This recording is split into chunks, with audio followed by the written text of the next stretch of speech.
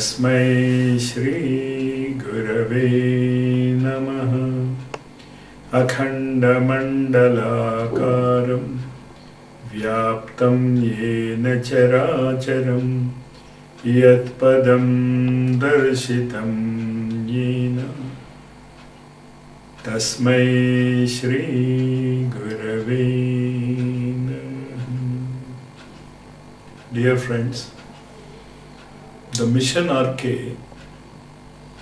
is a group of people who are trying to bring down the new rays through the works of the Guru Satta.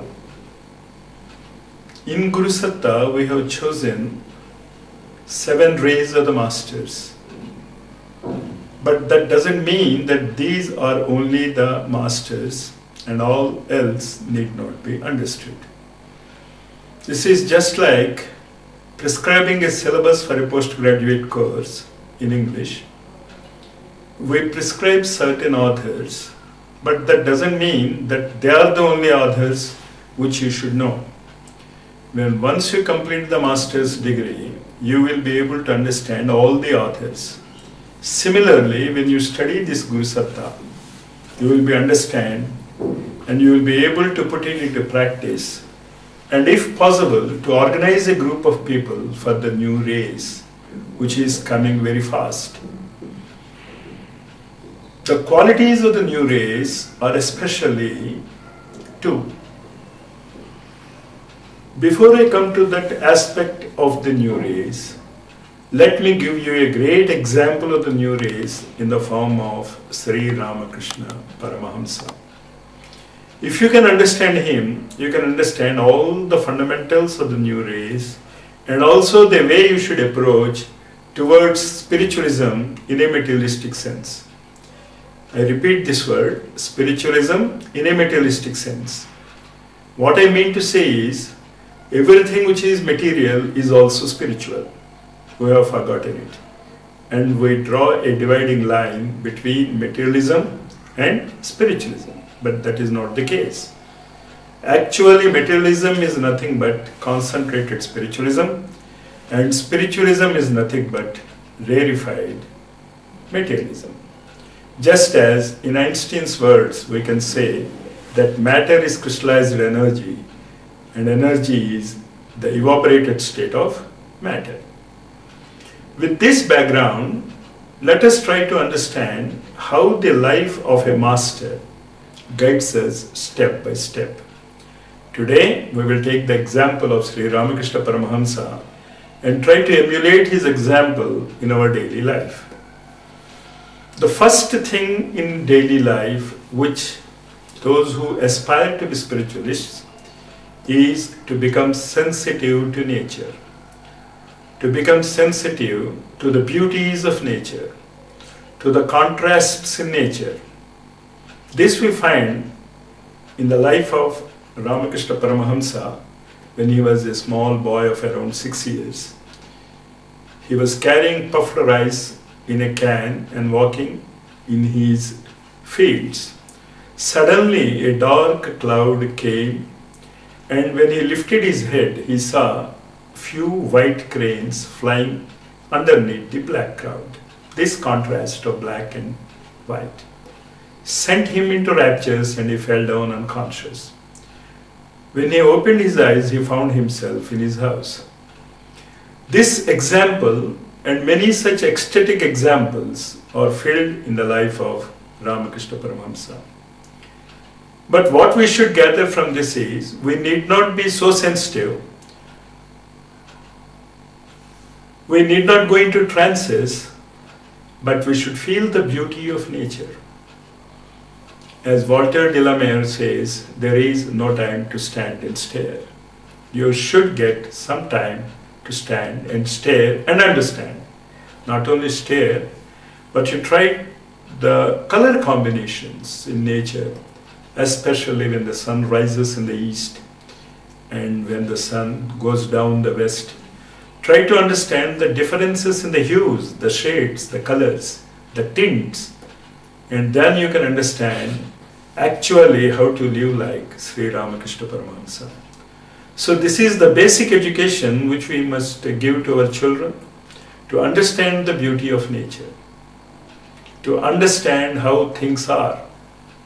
And again, when he was around 9 years of age, we come to a very peculiar incident where he was playing the role of Shiva on a Mahashivratri day. The actor who was supposed to play the role of Shiva didn't turn up. People who knew the talents of Ramakrishna Paramahansa as a child to imitate people, and imitating people is the best way to learn knowledge. That is how children learn, by imitating. So they approached the young child, Ramakrishna Paramahansa, probably aged around 9 years, and asked him to play the role of Shiva. And as in the dance was going on, and everyone was singing Om Namah Shivaya, this boy went into a trance, tears of joy flowing in his eyes. And then they had to stop the drama and then take him to the house. And only after a few hours of tremendous nurturing could they bring him back to senses. This is one of the another aspects of life which we should learn. To live the role correctly. When he played the role of Shiva, he could play the role of the Shiva correctly. But are we playing our roles as a father, mother, son, sister-in-law, mother-in-law, etc.? So this is another approach. What we understand from Ramakrishna Paramahansa, play the role. The extreme ends to which he could take this particular aspect of playing a role, we can see when he was a pujari, a priest in the temple of Kali. When the trustee was there singing the bhajans with him, and for a moment when her mind went into her court case, he slapped her on the face. Because even here you are thinking of that. Do you understand what Ramakrishna Paramahansa meant by that? Whatever role you are playing means whatever duty you are doing. Because every duty is a role if you understand it properly. In the real aspect of life, you should play it correctly. The first, understand the beauties of nature. The second, understand the roles you have to play. And then the most important aspect for which the new race is being trained is to know that God exists. And if God exists, you should see Him. You should know Him. Either you should utilize Him or you should become a puppet in His hands. Naturally, one cannot utilize the tremendous power in nature which is known as God. Therefore, the only option left to us is to become a puppet in the God's hand. So if God exists, can you become a puppet in His hands? For this, when you see the life of Ramakrishna Paramahansa, we find how hard it is, even for a man of his sensitive nature, to come to grips with Godhood. First of all, he was trained as a Brahmin.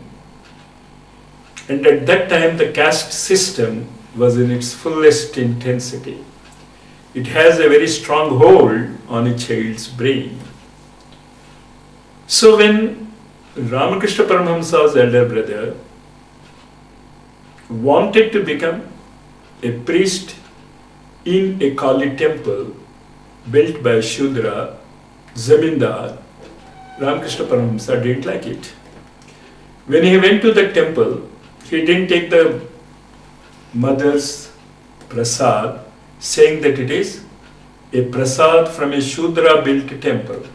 Therefore, he went out and bought some puffed rice and ate.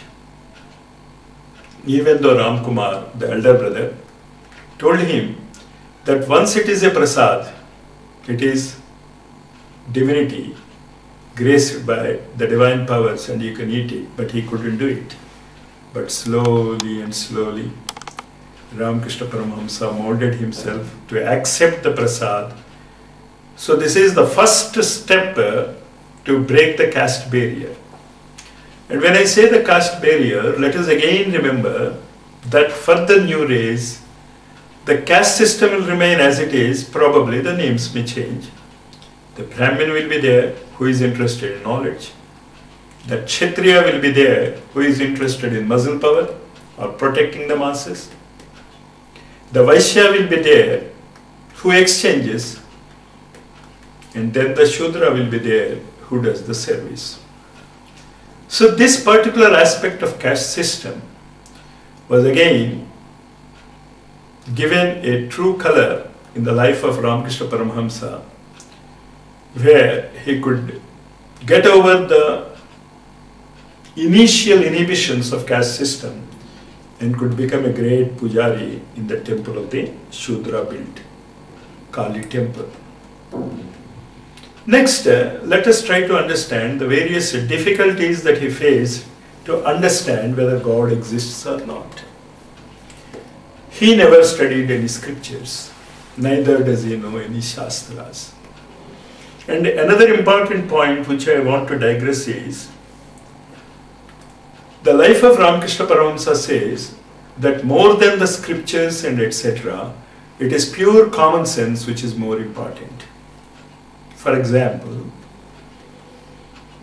when the idol of Lord Krishna was being carried over, it fell from the hands of the priest and the leg was broken of the idol. The Shastras, the Pandits, the great techno know-hows said that no, this idol can't be installed because it is broken. Therefore, it should be thrown into the Ganges and a new idol is to be chiseled again. Well, Rani Rashmani Devi ordered for a new idol. But meanwhile, Madhura Babu, who used to see Ramakrishna Paramahamsa in the temple doing so many not understandable but very emotional actions, he was pleased with them, he was inspired by them. And she referred Ramakrishna Paramahamsa to Rani Rashmani Devi and said, better we will ask her his opinion also. Rani Rashmani Devi said, okay, we will ask. When he was asked, Ramakrishna Paramahamsa went into a trance and said,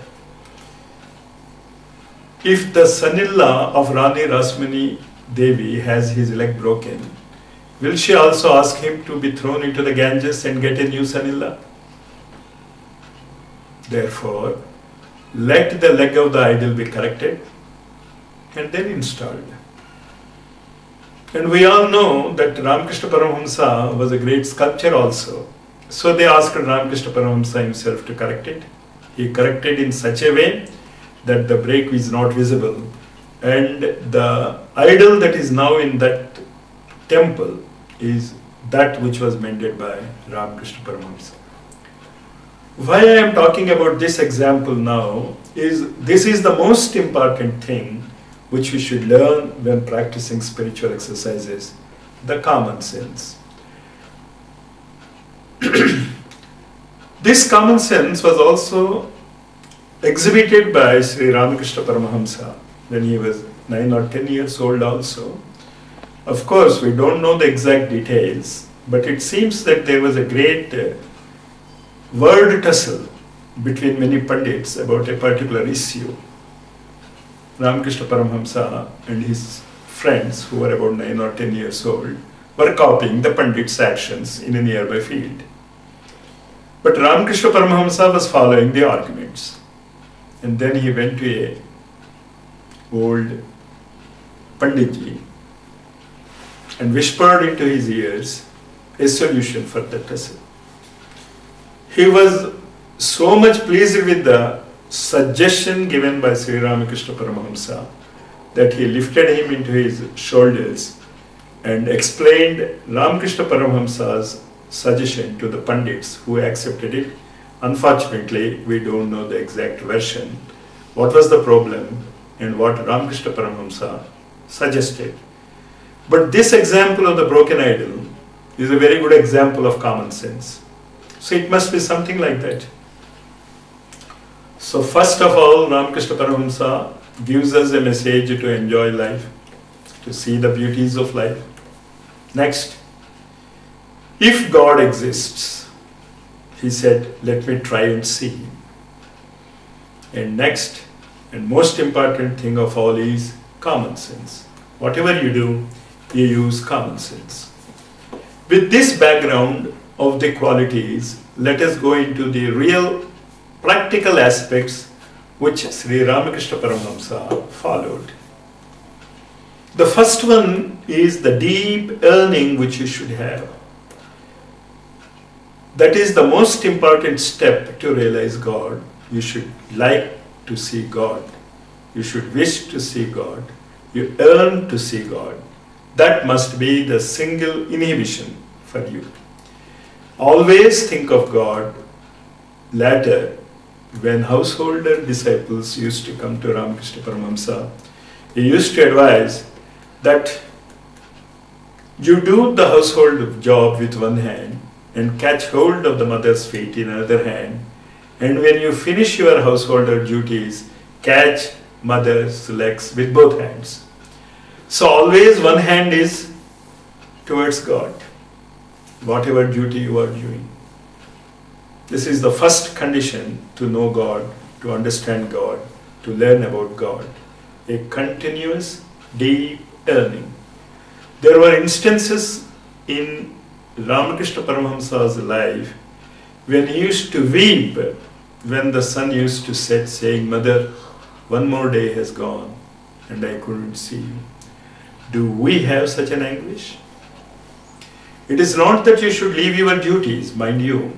You have to do your duties to the fullest extent. That is what I tried to explain you in the beginning. Do your role by the example of Lord Shiva and how he slapped Rani Rasmani Devi.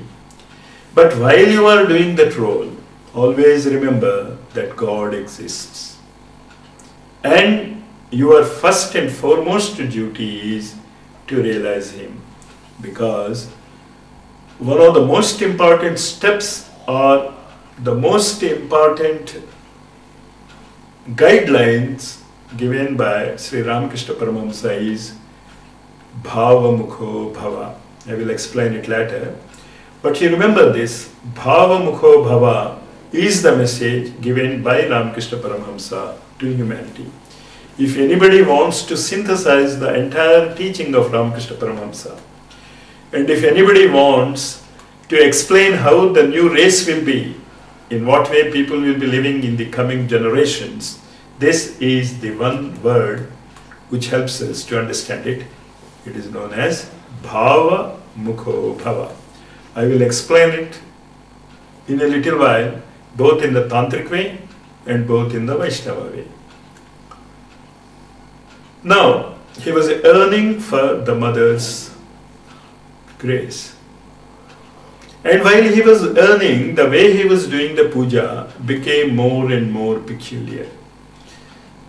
I say peculiar, but the people who were seeing that way of worship which Ramakrishna Paramahansa was doing, they thought he has gone mad. Before offering the Bilva Patras, he used to touch the Bilva Patras with his head, at his heart, and also at his feet, and only then he used to offer it. How sacrilegious it is for an orthodox devotee. You are offering flowers which are touched first to your feet. And when Ramakrishna Paramahansa used to feed the idol, offering prasada, after some time he used to laugh and say, so you say, I should eat it first? And then he used to eat it and then offer it to the mother. when he used to keep the mother on the cot for sleeping, people used to hear that mother is asking him to sleep by the side of her, and he used to sleep on the cot meant for the Divine Mother for some time, and then used to get up and say, "Are you satisfied? Now you go to sleep." This type of lack of common sense, which though Ramakrishna Paramahansa preached, can give you an understanding of how you have to search for God. Every atom of your life, even the way you are doing your natural duties, even the way you live in the family, even the way you talk with your friends must be God intoxicated. Every time you should think about the God, doing your duties, of course, properly. Next we come to that stage of tremendous excitement and tension when Ramakrishna Paramahansa couldn't bear the separation from the mother. On that particular day, Ramakrishna Paramahansa decided that today he will see the mother or else he will give his life. On the wall of the Mother Kali's temple there was a sword. After some time, thing was drifting away, he became very angry with her and said, "If you do not come and show yourself to me, this is going to be my offering to you. I am going to offer my head." And it seems, as Ramakrishna Paramahansa later narrated the incident, it seems that when he went to the wall, took the sword, and was about to offer his head to the mother, something happened. Suddenly the walls and the idols started disappearing. There was a great sound like a rushing torrent of wind, and everything melted into a huge mass of light. Everything melted into a huge mass of light. Mind you, Romeo Rolla, in his biography of Ramakrishna Paramahansa, says that he has not said that he had seen mother. He only said he had seen a great mass of light. And that light of mass gave him an ecstatic joy. And after a few hours when he came back, he was muttering, "Mother, mother, mother." And people took that mother appeared to him. But what exactly happened is mother appeared to him in the form of light. And remember, we say, "Let there be light," and God appears.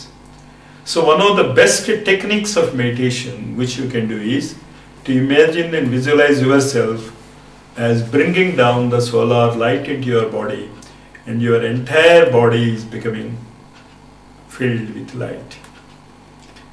And then try to feel the existence of God in that light.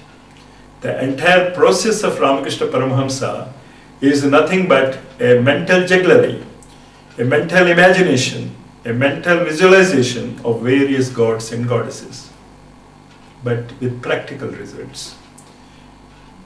So you should differentiate your visions with practicality.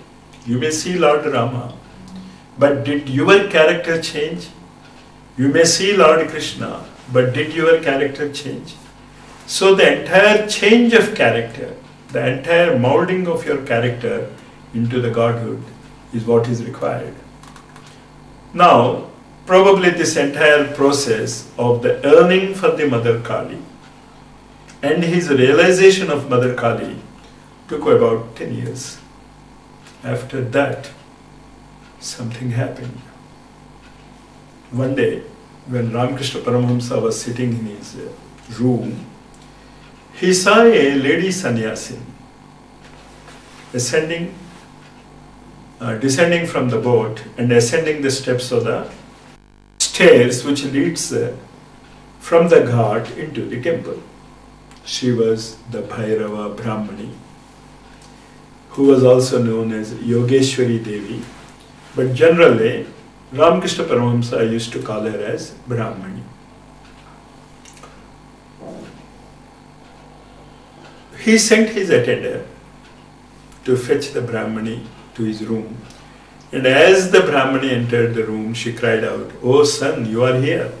And later it was learned that Bhairava Brahmani was shown by Mother Kali to teach 3 people, and she has already finished it 2 people, and now has come here, and she recognized Ramakrishna Paramahansa as the fit medium to learn the tantric arts. And there he was initiated into all the 64 aspects of the Tantra. And by the grace of Mother Kali, Ramakrishna Paramahansa could pass through many dangerous situations in Tantra. And what he was taught and how he was taught, Ramakrishna Paramahansa seems never diverged it. But one thing was sure, that Bhairava Brahmani told him all the tantric aspects of the spiritual life. In Tantra, is a very misunderstood term nowadays. But the life of Ramakrishna Paramahansa shows that Tantra as a scripture, as a path towards Godhood, is equally correct and equally capable. After finishing the Tantra, the characteristics and developments of Tantra, Ramakrishna Paramahansa's life took to the Vaishnavi form. In the Vaishnava sadhana, the sadhaka takes the form of Lord Krishna to his heart, either like a Dasya Bhava, or a Vatsalya Bhava, or a Sakha Bhava, or various other relationships. The starting of Ramakrishna Paramahansa's Vaishnava sadhana started with the avatar of Rama, because Vaishnavites always attribute the 10 avatars to Vishnu. So this aspect of Lord Vishnu as a Rama Lala, child Rama, was the first Vaishnavitic experience that Ramakrishna Paramahansa got. A sadhu came who has a Rama's image as a child with him. And it seems that the sadhu was so perfect in his sadhana that whenever he used to sit before the idol used to be converted into a child, and various childlike pranks Ramalala used to play with the sadhu. But when the sadhu came to Dakshineshwar and he sat before his childhood Rama's image, he found that the child Rama is run into the laps of Ramakrishna Paramahansa, and even when he beckoned him, he didn't come. But sorrowfully, but with a heart full of gladness, he left Ramalala to Ramakrishna Paramahansa and went away. So this aspect of the various relationships Ramakrishna Paramahansa practiced, all the bhavas he practiced, and he found that with ease he could get all the bhavas, and understood that whether it is the tantric way of approach towards Godhood or the Vaishnava approach with various relationships to the Godhood, you always reach the same God, whom Ramakrishna Paramahansa realized as Mother Kali with a form. After finishing these Vaishnavatic exercises, the sadhana of Ramakrishna Paramahansa stopped. But meanwhile, an important incident occurred in his life. When Ramakrishna Paramahansa's mother heard about all the things that is happening in the Dakshineshwara temple, people talking that her son has become mad, she called him to the home to see him. He came home. You could see the ecstatic raptures. He is talking about gods who are not present, and the various other things which for a common man are not understandable. Then Ramkumar and the mother thought that probably marriage will set him right. Probably because of the celibacy, because of the nervous work, Ramakrishna Paramahansa is behaving like that. So they thought of marrying him. But there was a problem. Just as nowadays we are supposed to pay to the bridegroom, at that time the bridegroom has to pay for the bride. And being of poor family, Ramakrishna Paramahansa's mother was not able to pay the charges to buy a bride. They searched and searched And Ramakrishna Paramahansa knew about it and he laughed. He said, my wife is already there, about 3 miles away from here. And you please go there and ask. As usual, they went. They found that girl. She was only 5 years old when Ramakrishna Paramahansa was about more than 20 years old. The mother was not liking for that match because she was too young. But Ramakrishna Paramahansa said that she is going to be my wife and she is going to take the responsibilities after me. So they were married. And then, because she was a child, Ramakrishna Paramahansa left her in her mother's house and again came back to Dakshineshwar, and all these things happened. Meeting the Bhairavi Brahmani and learning the tantric type of sadhanas. Then a few years spent in learning the Vaishnavatic aspects of sadhana. One day, when he was sitting on the terrace, he saw a very beautiful woman, like a normal woman, but very beautiful. He inquired who she was. She said, I am Sita. And Ramakrishna Paramahansa later used to say, is it because that first I saw Sita that all my life is so much full of troubles? We don't know what he meant by that word, because Ramakrishna Paramahansa taking physical problems as a problem we can't understand.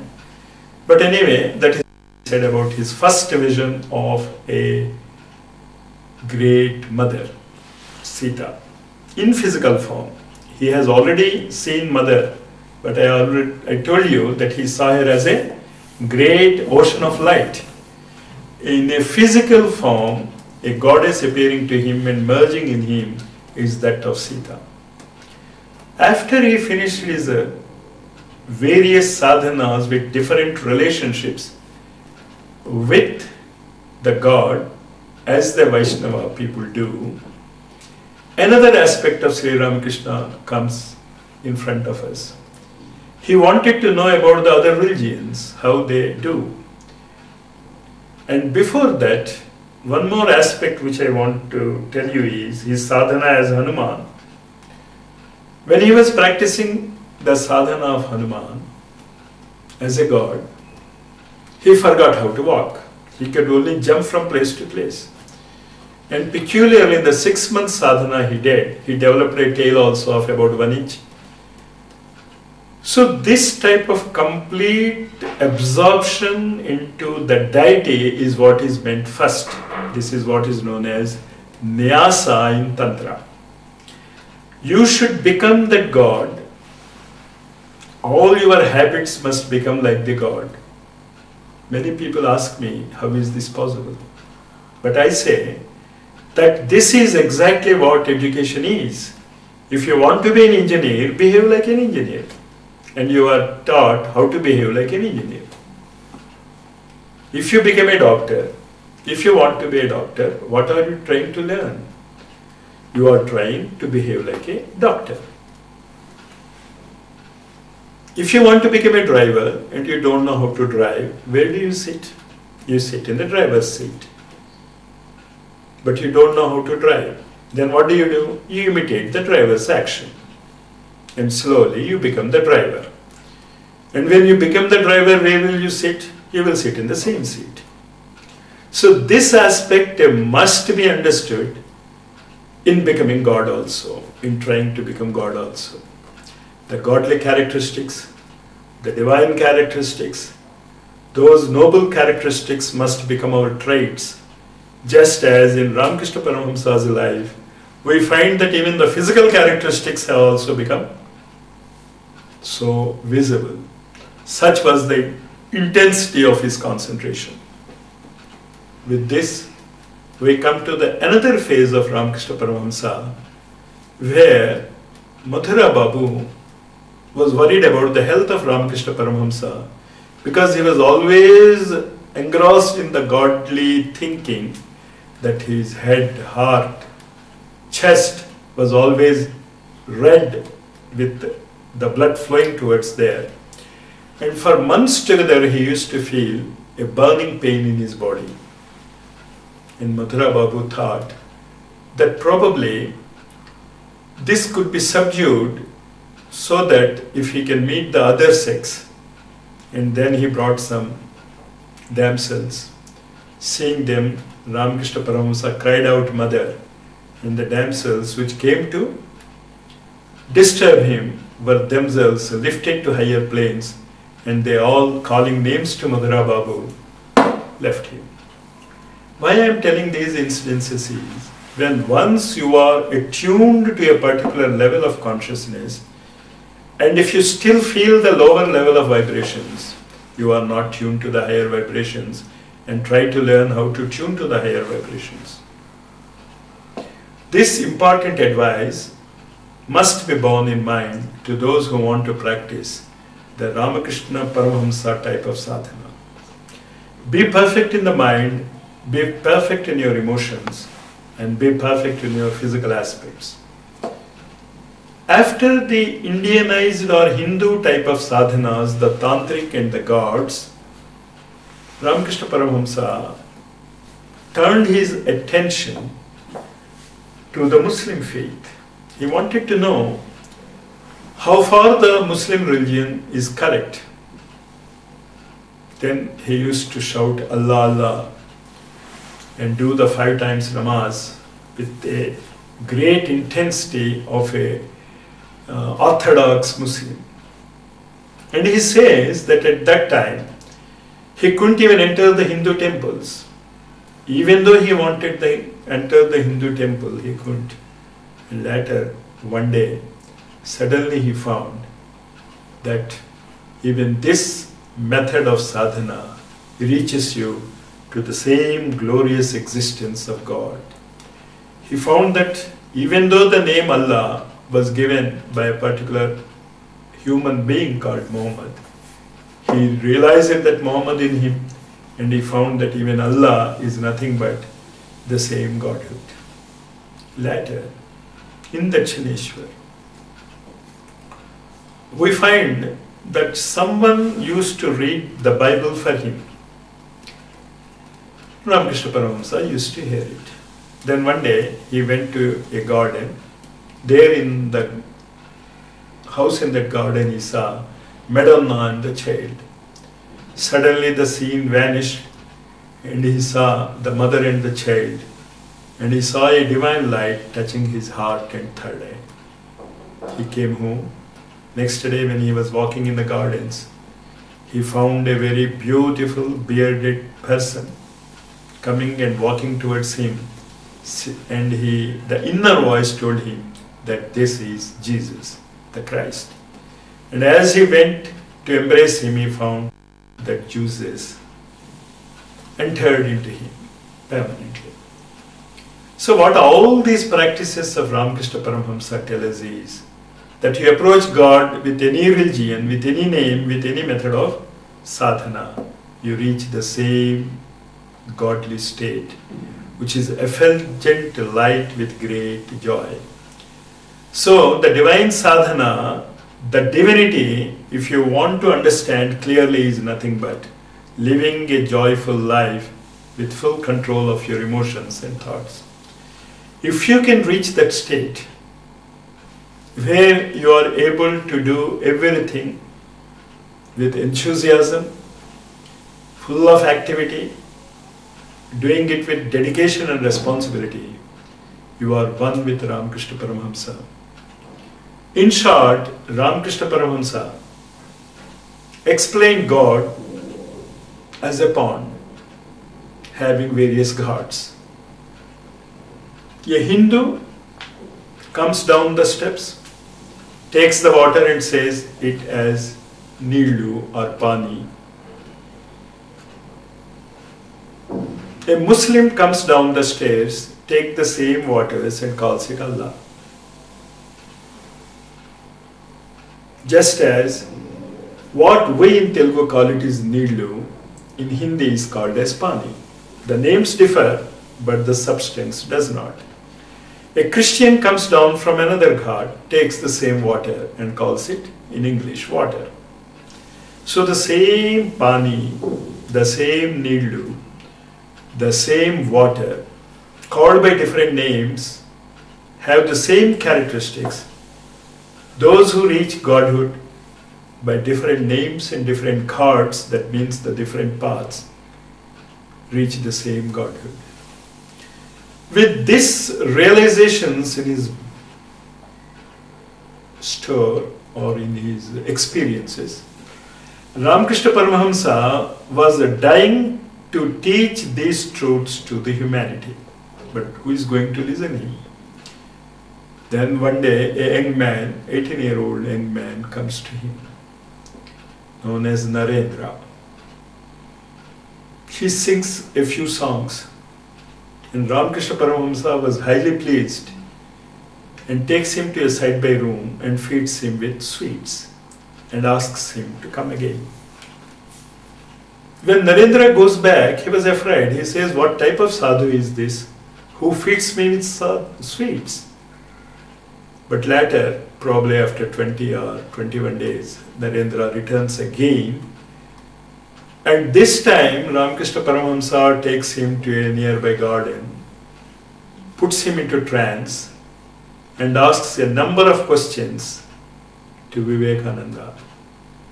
And there he realizes that this young man is the real ambassador for his knowledge. And then he brings him back again, tells him about his experiences, and asks him to read about Advaita. Because at that time, Vivekananda was a member of Brahmo Samaj, which believes in the form, God with form. But Ramakrishna Paramahansa knew that Vivekananda can become a very great ambassador for the Hindu religion, the Sanatana Dharma, and advises him to read Advaita. Vivekananda used to read it. And one day he was making fun of Advaita with one of his friends. Ramakrishna Paramahansa was in the side-by room hearing the discussions between Vivekananda and the other friend. Vivekananda used to say, "You see, I am also Brahmin, you are also Brahmin, the pot is a Brahmin, the mosquito is a Brahmin, the cow is not Brahmin, Brahman." And he was making fun of it. Then suddenly Ramakrishna Paramahansa came out and touched Vivekananda in the heart with his foot. Suddenly Vivekananda says, later narrating this experience in London, the walls are going away, the people are going away, everyone is going away, and in their forms he could see the Brahman, the God Almighty. Then he went to his room. He saw that the walls are also Brahman, his books are also Brahman, and he wanted to take his meals, and he saw that the plate is also Brahman, the food is also Brahman, and somehow he just couldn't eat anything. And he went onto the road. He found that the cars are Brahman, the people who are walking on the road are Brahman, and he said that a great inertia was catching him and not allowing him to move away from the path of the cab, because I am also Brahman and the cab is also Brahman. For 2 days he felt this, and when he came again to Ramakrishna Paramahansa, he understood that what is Brahman in reality. And when he told Ramakrishna Paramahansa about these experiences, Ramakrishna Paramahansa said, "Now you know what is Brahman, and you know that everything is Brahman, but this experience I will keep it closed until your work in this arena is over." Well, all these things are happening. Ramakrishna Paramahansa never lost his childish temperament. So once when he saw Kali, and he was seeing Kali in everything, his nephew Haladhari criticized him, saying that how can you equate such a great being like Mother Kali with a small mosquito or a cow? Because on that day what happened is, while Ramakrishna Paramahansa was offering prasad to Mother Kali, a stray cat came into the temple. And instead of offering the prasad to the Mother Kali, he offered to the mother in the form of cat. This was being criticized by his nephew who was with him. And childlike as he was, he rushed to the temple and almost chastised Mother Kali, saying that, is it good for you that you turn me like this to think a cat as mother? See, all are criticizing me. And then a golden form with a flowing white beard appeared before him and said, Bhava Mukho Bhava, Bhava Mukho Bhava, Bhava Mukho Bhava 3 times. And later, when with all these experiences, when Totapuri comes to him and introduces him into Nirvikalpa Samadhi, that is a very interesting aspect which we need not discuss here. But even there we find the childlike simplicity of Ramakrishna Paramahansa. When Totapuri said that I am going to initiate you into Vedanta and Nirvikalpa Samadhi, he said, I can't come. I should have seek the permission of the mother. And you can understand what Totapuri must have felt, who doesn't believe in any forms of God. And here his greatest disciple asking for the permission of Mother Kali. But smiling, Totapuri said, yes, go and ask your mother. Then he come back jubilantly to Totapuri and says, mother has given permission. And then Totapuri asks him to meditate, close his eyes and put his concentration at the place where we call it as the third eye. After few minutes of intense struggle, Ramakrishna Paramahansa says, I can't, the mother is disturbing me. And what Totapuri said? Remove the vision of mother with the sword, hit her hard, break her into 2 pieces, and see what great devotion Ramakrishna Paramahansa has to the mother words. Because mother has said, go to Totapuri, because mother has said, learn Nirvikalpa Samadhi from him, the greatest experience that Ramakrishna Paramahansa has as Mother Kali, he is prepared at the Guru's word to slash it into 2. So this type of discipleship, where when once you one as a Guru, once you have tested him enough, don't test the Guru always, because if you go on testing the Guru always, your life will be a continuous process of testing the Guru. Once you are sure of the Guru, once you are sure that the inner vision has directed the Guru to you, follow the Guru's advice, even though the Guru wants you to sacrifice your greatest achievement. So Ramakrishna Paramahansa removed the image of Mother Kali and entered into Nirvikalpa Samadhi. For 1 or 2 hours, Totapuri, the naked sadhu, because he was a avadhuta, in the words of Ramakrishna Paramahansa, used to call him a naked sadhu. He went away, locking the room. 1 day passed, 2 days passed, 3 days passed. Then he opened the lock and saw that Ramakrishna Paramahansa was still absorbed completely in Nirvikalpa Samadhi. Totapuri was wonderstruck and said, what I took 40 years to realize, this disciple of mine has realized it in few hours. And then he takes steps to bring him down to the earth consciousness, advises him about some other formalities he has to do. And Ramakrishna Paramahansa says that for 6 months he was continuously in the Nirvikalpa Samadhi. And someone has to feed him whenever he used to get a small hint of external consciousness. But after 6 months again, mother appeared to him and said, Bhava Mukho Bhava, Bhava Mukho Bhava, Bhava Mukho Bhava. So what is this Bhava Mukho Bhava? Is the borderline between Samadhi and the worldly consciousness. The borderline between intuition and knowledge.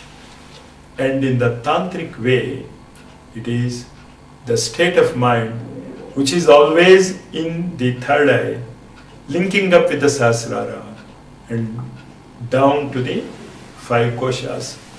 The five koshas, Mooladhara, Swadhisthana, Manipuraka, Anahata and Vishuddhi make up the Prapancha. The sixth, the Agnya Chakra, makes the borderland, the Bhavamukha, and the Sahasrara is the divine consciousness. So this type of Bhavamukho Bhava state is what the new race is going to achieve. And for this, the most important aspects one should learn is study Ramakrishna Paramahansa's life, the guidelines that I have given to you, and let us again understand the Bhavamukha state of Ramakrishna Paramahansa. And once you understand the Ramakrishna Paramahansa state, you can understand the role played by his very close disciple and probably his own disciple, Vivekananda. Why I say only disciple is, he is the one who could clearly understand the spirit of Ramakrishna Paramahansa. He was a patriotic saint. He could understand Mother India as Mother Kali.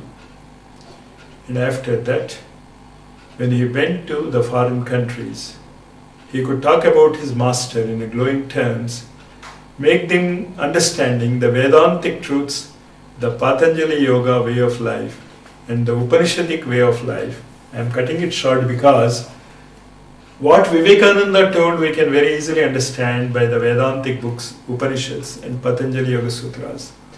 But what Ramakrishna Paramahamsa is, we can understand only by his biography, studying it with full intensity and concentration and dedicating our lives to the Bhavamukha state. Jai Guru.